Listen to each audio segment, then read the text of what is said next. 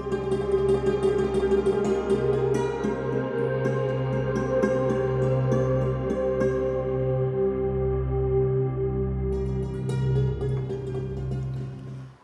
আলাইকুম রহমতুল্লাহি ওবরাকাতু।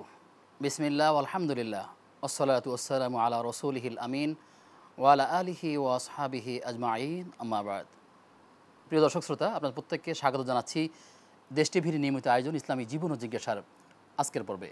আপনাদের সঙ্গে আছি আমি আব্দুল কাহার। প্রিয় দর্শক, আজ আমরা আলোচনা করতে চাই ইসলামী সংস্কৃতি কী, এর গুরুত্ব কী, ইসলামী সংস্কৃতির বিকল্প কী আছে যেগুলো আমরা অনুসরণ করলে ক্ষতিগ্রস্ত হতে পারবো, ইসলামী সংস্কৃতির মধ্যে আসলে কোন কোন বিষয়গুলো আসতে পারে, অন্তর্ভুক্তি হতে পারে, সেই বিষয়গুলো আমরা জানবার চেষ্টা করবো ইনশাআল্লাহ তাআলা। প্রিয় দর্শক, আজ আমাদের মাঝে আমন্ত্রিত হয়েছেন বিশিষ্ট আলেম দ্বীন, বাংলাদেশ ইমাম সমিতির সম্মানিত সভাপতি শায়েখ হাফেজ মাওলানা লুৎফুর রহমান।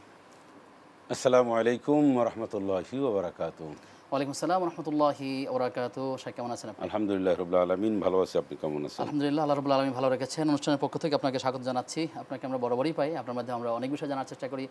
দর্শকরা আপনার মাধ্যমে অনেকগুলো জ্ঞান অর্জন করতে পারেন, জন্য আপনার জন্য দোয়া করি এবং দর্শক যারা আমাদের সাথে যুক্ত হন তাদের জন্য দোয়া করি। প্রিয় দর্শক, আপনিও চাইলে আমাদের সাথে যুক্ত হতে পারবেন। দেশ টিভি ইসলামিক শো ফেসবুক পেজের কমেন্ট বক্সে গিয়ে আপনি মূল্যবান প্রশ্ন আমাদের কাছে পাঠাতে পারবেন ইনশাআল্লাহ তাআলা। শায়েখ, আপনার কাছে যে আমরা আসি শুরুতে, যে আমরা আলোচনা করছিলাম ইসলামিক সংস্কৃতি। আমরা জানি যে আসলে দেশীয় সংস্কৃতি, অন ইসলামিক সংস্কৃতি, এরকম সংস্কৃতির সাথে আমরা পরিচিত নানা, একদম শিশু থেকে সব জায়গাতে, নানা জায়গাতে, রাষ্ট্র পর্যন্ত নানা জায়গাতে। তো মূলত আপনি আমাদেরকে বলবেন যে আসলে ইসলামী সংস্কৃতিটা কী এবং এটার গুরুত্ব কতখানি।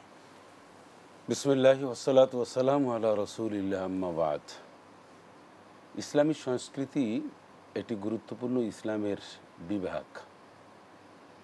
ইসলামের বাইরে এডিশনাল কোনো বিষয় না যে এই সংস্কৃতি আমি চাইলে গ্রহণ করলাম, অথবা আমি যে কোনো একটা দেশের বা যে কোনো একটি সমাজের সংস্কৃতি কালচারালটা আমি চালু করলাম, গ্রহণ করলাম, বিষয়টা এমন না। ইসলাম হচ্ছে একটি পরিপূর্ণ জীবন ব্যবস্থা।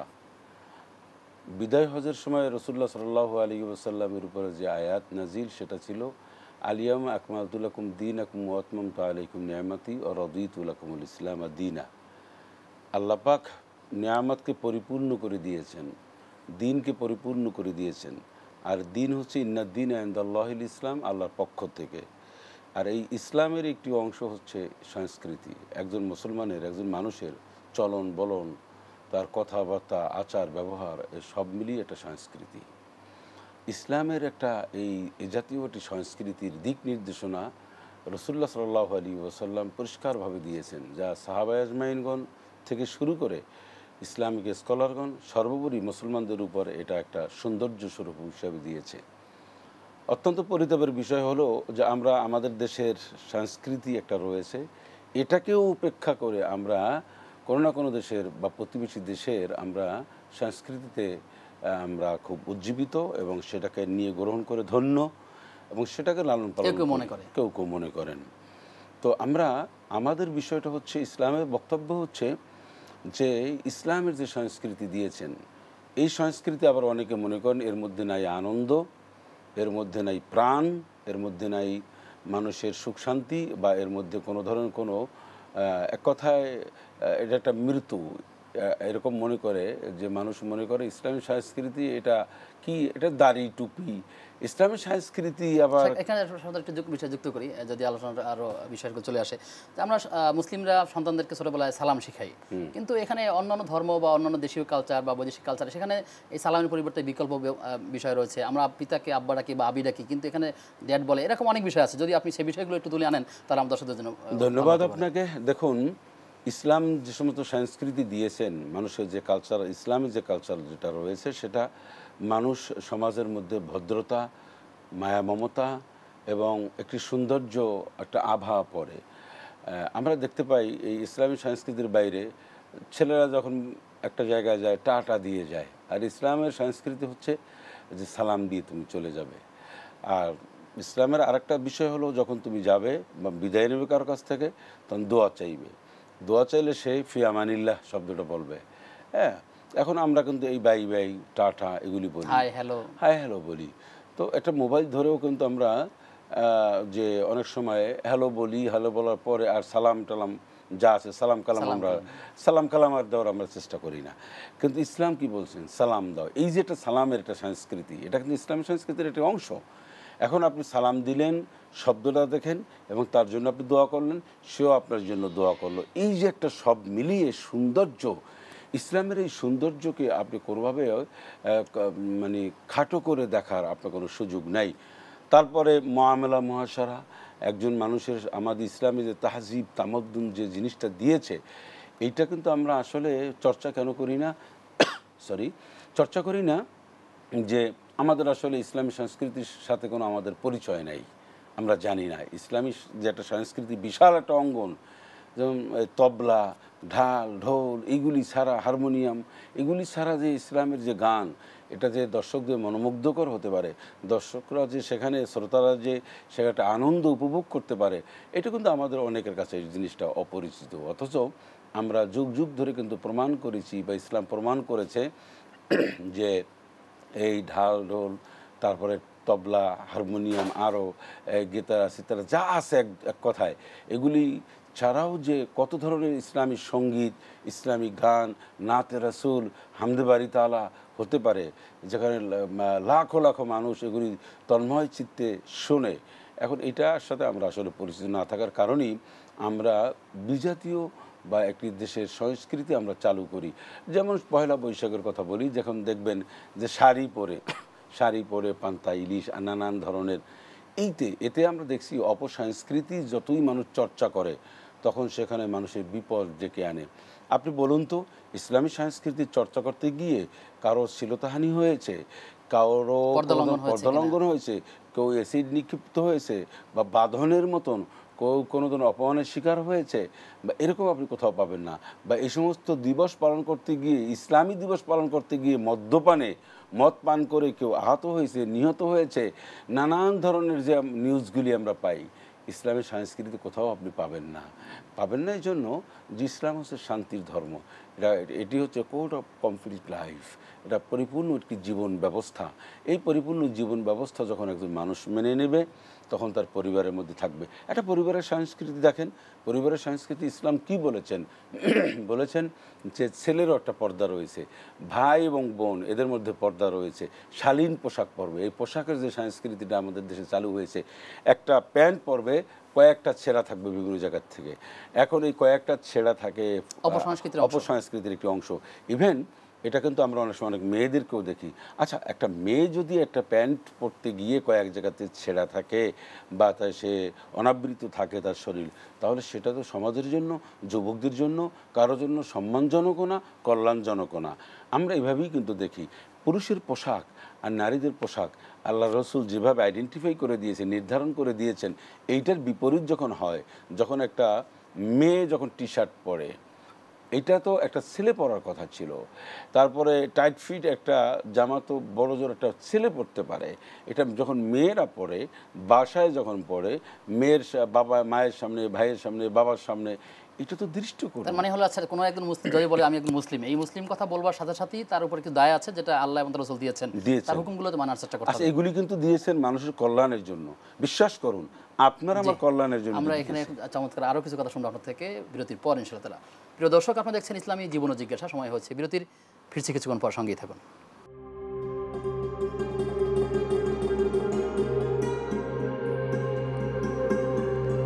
বিরতির পরে সবাইকে আবারও স্বাগত জানাচ্ছি দেশ টিভির নিয়মিত আয়োজন ইসলামী জীবন ও জিজ্ঞাসার আজকের পর্বে। আমরা আলোচনা করছিলাম ইসলামী সংস্কৃতি। ইসলামী সংস্কৃতি হলো ইসলামের মূলনীতির উপর ভিত্তি করে মানুষের আচার আচরণ, দেহ মনকে পরিশুদ্ধ করে এমন কিছু কালচার। আমরা এই বিষয়ে কথা শুনছিলাম শায়েখ হাফেজ মাওলানা লুৎফর রহমান সাহেবের কাছ থেকে।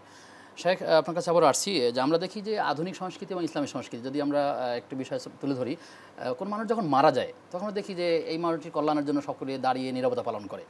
এই ক্ষেত্রে ইসলামী সংস্কৃতি কী আছে, কী করা উচিত? হাদিস এবং সুন্নাতে কী আছে আসলে কোনো একটি মৃত্যু হলে তার কী করা উচিত? এটা তো আমাদের মুসলিমদের সবারই বিষয়ে আসলে খেয়াল রাখা দরকার।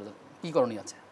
মানুষের একান্ত তৈরি করা যে কোনো ধরনের সংস্কৃতি বা যে কোনো ধরনের পদ্ধতি, এটি আসলে ইসলাম সম্মত না। একজন মানুষ দুনিয়ার থেকে চলে যাওয়ার পরে সে কি পায়, তার প্রাপ্যটা কি, এটা আমাদের জানা দরকার আগে।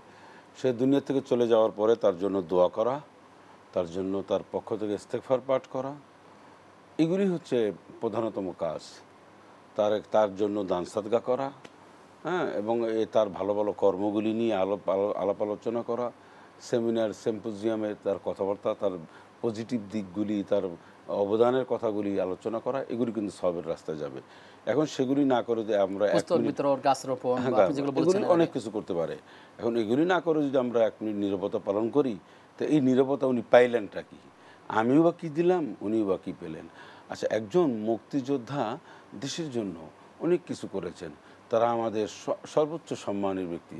যারা শহীদ মুক্তিযোদ্ধা, তাদের জন্য আমরা সারাটা সবসময় যুক্ত করি, যারা এই আন্দোলনে, বৈষম্য বিরোধী আন্দোলনে যারা ইতিমধ্যে নিহত হয়েছেন, তাদের জন্য আসলে আমাদের কি করা, কিভাবে দোয়া করা উচিত? এই সমস্ত শহীদ মুক্তিযোদ্ধা যারা রয়েছেন, ওনাদের জন্য তো আমাদের প্রাণ খোলা দোয়া। ওনাদের পরিবার পরিজন যারা রয়েছে, তাদের পুনর্বাসন, যাদের সমস্যা রয়েছে, সরকারিভাবে বেসরকারিভাবে সার্বিক সহযোগিতা করা একটা জরুরি। এ প্রসঙ্গে একটা কথা বলি, এই বৈষম্য বিরোধী ছাত্র আন্দোলনে যে সমস্ত ছাত্র জনতা যারা শাহাদাত বরণ করেছেন, ছাত্র জনতা, সাধারণ মানুষ, সবাইকে একটা সরকারিভাবে এদেরকে একটা সম্মানই দেওয়া, তাদেরকে তাদের পরিবার থেকে যাদের প্রয়োজন চাকরি পুনর্বাসন করা, চাকরি দেওয়া, এবং তাদের জন্য একটি সম্মানী খেতাব যেগুলি রয়েছে সেগুলি দেওয়া। এটা একেবারে দুনিয়া যতদিন থাকবে ততদিন তাদের নাম যেন স্বর্ণাক্ষরে লেখা থাকে, তাদেরকে দেওয়া। সুচিকিৎসা ব্যবস্থা করা, যারা পঙ্গুত্ব বরণ করেছে, যাদের পা নেই, চোখ নেই, তারা আর্থিকভাবে যদি সলভ হয়েও থাকে, আর্থিকভাবে যদি তারা স্বাবলম্বী হয়েও যদি থাকে, তারপরও তাদের জন্য এমন একটা সম্মানজনক একটা জায়গা দেওয়া, যাতে করে তারা এই কষ্টটা অন্তত কিছুটা হলে ভুলে যায়। আর আমরা দেখতে পাই এই সমস্ত মুক্তিযোদ্ধা বা যারা আগের মারা যাওয়ার পরে এই যে একটা মানে গুলি ফুটানো, তারপরে তাদেরকে গিয়ে পুলিশেরা যেভাবে একটা সম্মান দিয়ে তাদেরকে দেয়, হ্যাঁ, এই যে এইটা যে পুরো প্রক্রিয়াটা ইসলামের বিরোধী, ইসলাম বিরোধী। একজন মুক্তিযোদ্ধা, তার জন্য দোয়া কালাম পড়ানো হোক, তার জন্য দান সাদকা করা হোক, কিন্তু এটা না করে তাদেরকে এই যে রাষ্ট্রীয় সম্মাননা যেটা দেওয়া হয়, এই রাষ্ট্রীয় সম্মাননা আমরা কথা বলতে পারি না। কথা বললে হয়তো অনেকে মনে করেন রাষ্ট্র বিরোধী, আসলে যে ইসলাম বিরোধী কাজটা তারা প্রতিষ্ঠা করলো, আমরা যদি না বলি, কিয়ামতের দিন তো আল্লাহ পাক আমাদেরকে জিজ্ঞাসা করবেন যে মুক্তিযোদ্ধাদের বা যাদেরকে দাপনের সময়, মৃত্যুর সময় যে রাষ্ট্রীয় মর্যাদা দেওয়া হয়েছিল, এটা পুরো প্রক্রিয়াটা হচ্ছে ইসলাম বিরোধী, ইসলাম অনুযায়ী হয় না, সেটা ইসলাম অনুযায়ী হওয়ার কথা ছিল। এই কথাটা যদি আমরা না বলি, তো রাষ্ট্র কি করে জানবেন? আমরা আমাদের মেসেজ ক্লিয়ার করে দিলাম যে কাজটা করা হচ্ছে সবাইকে দিয়ে, হ্যাঁ, এই যে কাজটি করা হচ্ছে রাষ্ট্রীয়ভাবে, এগুলি সবটা ইসলাম বিরোধী, ইসলামের সমর্থন করে না। সুতরাং যা ইসলাম আরো অনেক বিষয় আছে যেগুলো ইসলাম সংস্কৃতির অংশ, আসলে সেভাবেই একদম মুসলিম যেহেতু তার জন্ম থেকে মৃত্যু পর্যন্ত প্রত্যেকটা কাজই ইসলাম অনুযায়ী হওয়া উচিত। আপনার মাধ্যমে আমরা সেই বিষয়গুলো জেনেছি। খুব ছোট্ট করে একটা যদি প্রশ্ন উত্তর আপনার থেকে জানতে চাই, অফলাইনে প্রশ্ন আছে নাহিদ রাজশাহী থেকে। তিনি বলেছেন যে এসএসসি পাস পরীক্ষার আগে তিনি মানত করেছিলেন যদি পরীক্ষায় তিনি পাশ করেন তাহলে বাইতুল মুকাররম মসজিদে গিয়ে 50 রাকাত নামাজ পড়বেন। এখন তার প্রশ্ন হচ্ছে, আসলে আমি অনেক দূরে থাকি, কিন্তু আমার জন্য সেই মসজিদে গিয়ে নামাজ আদায় করা কঠিন, আমি কি যে কোনো মসজিদে আদায় করলে হবে নাকি কি করা উচিত? মানত করা ইসলামে এটা একটা শুদ্ধ ব্যাপার না, এটা সহি শুদ্ধ না। মানত হচ্ছে এক ধরনের আল্লাহকে লোভ দেখানো, একটা কন্ডিশন দেওয়া, যদি আমি এটা পাস করি, নিরুৎসাহিত করা হয়। ইসলামে পরিষ্কার নিরুৎসাহিত করা হয়েছে মানতকে। আর ওনার যে বিষয়টা ছিল, উনি এটা ছিল আরও পুরো প্রক্রিয়াটা ছিল একটা দোষ ত্রুটি যুক্ত, হ্যাঁ, কোনো খাস করা যাওয়ার জায়গা নাই। উনি যদি বলতো যে বাইতুল মুকাররম না, শুধু বাইতুল্লাহ গিয়েও নামাজ পড়ে, তাও এটা জায়েজ ছিল না। কথা বুঝতে পেরেছেন? উনি বড় জোর বলতে পারেন আল্লাহর কাছে নামাজ পড়ে যে আল্লাহ তোমার পরীক্ষার রেজাল্ট ভালো করে দাও, এই কাজটা হলে আমি এই ভালো কাজটা করব, আমার চাকরি প্রমোশন হলে উমরায় যাব, এই যে নানান যে শর্ত লাগায়, এইটা ইসলামে নিরুৎসাহিত করা হয়েছে, বরং এটা করা যাবে না। এখন কি তিনি মহল্লার যে কোনো মসজিদে আদায় করে নেবেন কিনা নাকি? না, ওনার যদি এটা পুরনো হয়ে থাকে, আশা যদি পুরনো হয়ে থাকে, তারপরও এই জিনিসটা, এই যে মানতটা, এই জিনিসটাই তো শুদ্ধ না। শুদ্ধ না যে জিনিসটি, সেটি আপনি পালন করতে বাধ্য না। কেউ যদি মনে করেন যে আমি খানজাহান আলীর মাজারে, শাহজাহানের মাজারে আমি একটা ছাগল দিব, গরু দিব যদি আমার এই কাজটা হয়, কিন্তু কাজটি হয়েছে, কাজটি শুদ্ধ হয়েছে, লাভ করেছেন, তারপরে সেখানে দেওয়া আপনার জন্য জরুরি না। যেহেতু তিনি একটা ইবাদতকে মিন করেছেন যে আমি সালাত আদায় করব, এখন তিনি সালাতটা কি সালাত উনি 50 টাকা কেন আরও বেশি করুক, সালাত যত বেশি পড়বে ওনার মন মানসিকতা আল্লাহর সাথে সম্পর্ক বৃদ্ধি পাবে। সেজন্য বাইতুল মোকাররমে এসে পড়তে হবে, বিষয়টা এমন না উনি ওনার জায়গায় এসে পড়লেই হবে ইনশাআল্লাহ। জি, আরেকটি প্রশ্ন খুব ছোট করে 1 মিনিট আপনার থেকে নিব, যে প্রশ্নকারী সোহাইব, মিরপুর, ঢাকা থেকে। দেশের 99% আইন কোরআন সুন্নাহর বিপরীত, এমত অবস্থায় আইন বিচার বিভাগে চাকরি করা যাবে কিনা বা কী করা দরকার? আপনি তাহলে কোথায় যাবেন? উগান্ডা যাবেন না আটলান্টে? আপনার ওই কোথায় গিয়ে আপনি করবেন? আমাদের দেশে থাকতে হবে, আমাদের দেশেই মানুষকে বোঝাতে এখানেই হবে, আইনের সংস্কার করতে হবে। আইনের সংস্কার করতে হবে, মানুষকে বোঝাতে হবে। মানুষ এখন অনেক মনে করেন যে ইসলাম যদি ক্ষমতায় আসে তাহলে বোধহয় অনেকের ক্ষতি হবে। ইসলাম ক্ষমতায় আসলে সবচেয়ে বেনিফিট পাবে অমুসলিমরা, সবচেয়ে সেকেন্ডে পাবে নারীরা। হ্যাঁ, ইসলাম যদি ক্ষমতা আসে তাহলে কারা কারা বেশি সুযোগ সুবিধা পাবে? 1 নম্বর সুযোগ পাবে অমুসলিমরা, 2 নম্বর পাবে নারীরা, 3 নম্বর পাবে শ্রমিকরা, 4 নম্বর পাবে সাধারণ জনগণ। এই যারা আছে অর্থাৎ প্রত্যেকটা মানুষ সেক্টর ওয়াইজ তারা সবাই এই ইসলামের যে সৌন্দর্যের ভোগ, ইসলাম ক্ষমতা আসার যে একটা বড় ধরনের নেয়ামত সবাই ভোগ করবে, সবাই সবার অধিকার সুনিশ্চিত হবে, সবার অধিকারকে ইসলামকে প্রতিষ্ঠা করবার জন্য সবারই একদিকে থাকা উচিত। জি, আপনার মাধ্যমে আমরা অনেকগুলো বিষয় জেনেছি, আপনাকে ধন্যবাদ জানিয়ে আপনার থেকে বিদায় নিচ্ছি। প্রিয় দর্শক, আপনারা দেখছিলেন ইসলামী জীবন ও জিজ্ঞাসা। আমরা আলোচনা করছিলাম ইসলামী সংস্কৃতি কী এবং কেন, যতগুলো বিষয় এখানে আলোচনায় উঠে এসেছে আমরা যেন আমল করতে পারি, সে আল্লাহ তাআলা আমাদেরকে সেই তৌফিক দান করুন, আমিন। আগামী অনুষ্ঠান দেখবার আমন্ত্রণ জানিয়ে আজকের মধ্যে এখানে বিদায় নিচ্ছি। আসসালামু আলাইকুম ওয়া রাহমাতুল্লাহি ওয়া বারাকাতুহু।